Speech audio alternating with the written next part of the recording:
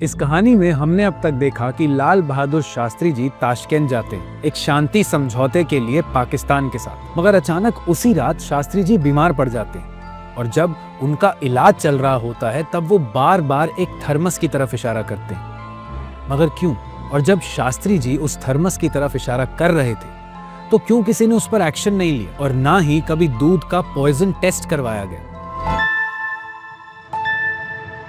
जब डॉक्टर चुग शास्त्री जी का इलाज करने की कोशिश कर रहे थे तो उन्होंने शास्त्री जी को एक इंट्रामस्कुलर इंजेक्शन दिया, मेप्टेंथ सल्फेट और मिक्रेनाइन। और मेप्टेंथ वो दवा भी है जो स्ट्रिक्नीन पॉइजनिंग के मामले में दी जाती है, लेकिन हार्ट अटैक में तो दिया जाता है इंट्रावेनस इंजेक्शन, जिससे दवाई सीधा ब्लड स्ट्रीम में जाए। तो फिर ये इंजेक्शन क्यों नहीं दिया गया? और सबसे बड़ी चूक, उन्हें ट्यूबुलर ऑक्सीजन नहीं दी गई। एक भी रिपोर्ट में इसका जिक्र नहीं। जब किसी को हार्ट अटैक आता है तो सबसे पहले दी जाती है ऑक्सीजन। मतलब ये किस तरह की मेडिकल चूक थी? डॉक्टर चुग ने इलाज करने की कोशिश की, लेकिन उसके कुछ ही मिनटों में भारत देश के एक ईमानदार और निष्ठावान नेता ने ताशकंद की एक पराई धरती पर अपनी आखिरी सांस ली।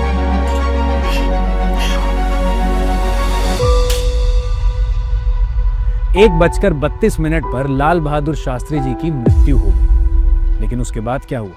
एक प्रधानमंत्री मर चुका था, वो भी विदेशी जमीन पर, और वो भी शांति समझौता साइन करने के कुछ ही घंटों बाद।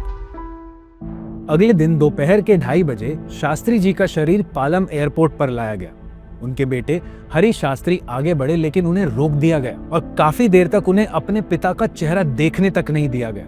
फिर जब लोगों ने शास्त्री जी के अंतिम दर्शन किए तो सबके चेहरे पर एक ही सवाल था कि शास्त्री जी के चेहरे का रंग नीला क्यों था? नीला चेहरा, सूजन से भरा, पीठ के बाईं तरफ एक गहरा कट और गर्दन के पीछे एक छोटा सा सुराख।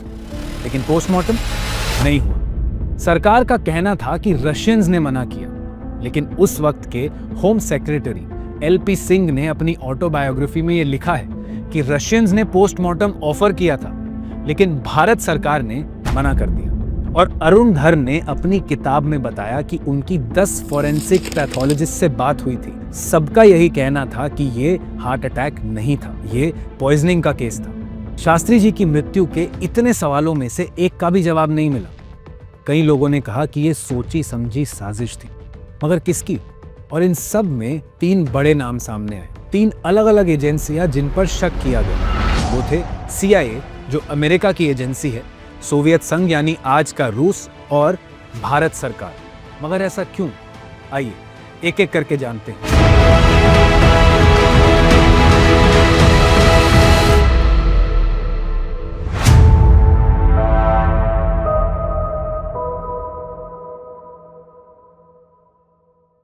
कोल्ड वॉर के दौरान अमेरिका को भारत का सोवियत संघ के साथ बढ़ता हुआ रिश्ता बिल्कुल पसंद नहीं आया। शास्त्री जी ने नेहरू के बाद भी सोवियत संघ से क्लोज टाइज बनाए रखे और 1965 के भारत पाकिस्तान युद्ध के बाद अमेरिका चाहता था कि भारत और पाकिस्तान के बीच समझौता UN के माध्यम से हो। पर इस दबाव के बावजूद भी शास्त्री जी ने ताशकंद में शांति समझौता सोवियत संघ के माध्यम से किया। क्या उनका सोवियत के करीब होना उन्हें खटक गया था?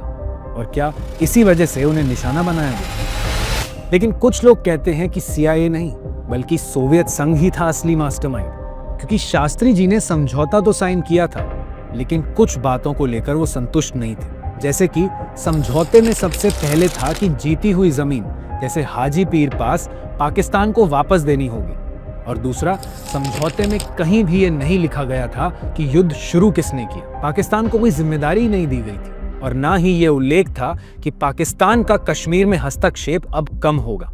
क्या सोवियत संघ को डर था कि शास्त्री जी भारत वापस जाकर उस समझौते के खिलाफ बोलेंगे? और अगर ऐसा होता तो क्या सोवियत की छवि खतरे में पड़ती?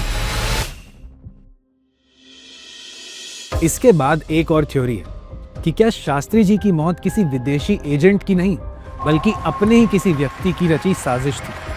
जब शास्त्री जी की मृत्यु हुई तो उनके बाद प्रधानमंत्री बनने के लिए कई नेता दावेदार थे, लेकिन बिना किसी डिबेट, बिना किसी चर्चा के इंदिरा गांधी प्रधानमंत्री बनती। 1966 Indira Gandhi became the Prime Minister of India.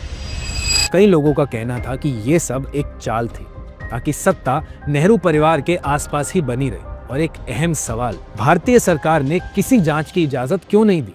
हर सवाल को दबा दिया गया। क्या ये सिर्फ राजनीतिक रणनीति थी या कुछ और? किसकी थी ये साजिश? क्या CIA था, सोवियत संघ या अपने ही लोग?